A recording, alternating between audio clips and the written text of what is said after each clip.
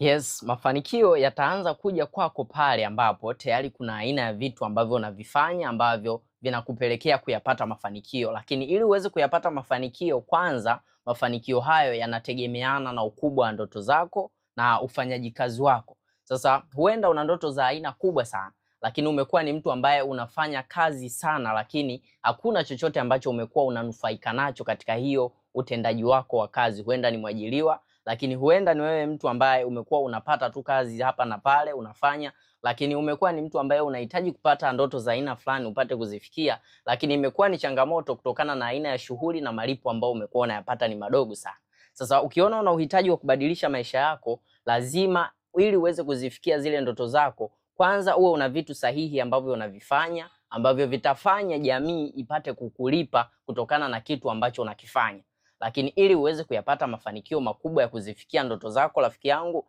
lazima uwe una mfumo ambao utakuelewesha au utakusaidia wewe kuyafikia malengo yako. Sasa itakuwa ni tabu na shida sana kama utakuwa ni aina ya mtu ambaye unatumia miguvu nyingi, unafanya kazi kwa bidii sana na hauna mfumo wowote ambao unakupelekea au kukusaidia wewe kuyapata mafanikio. Sasa ukiona na wewe una uhitaji wa kupata mfumo ambao utakusaidia kuzifikia ndoto zako kwa haraka, nipo na fursa maalum kutokea kampuni ya BF Suma ambayo itapata kutueleza kwa kila kitu na kutuonesha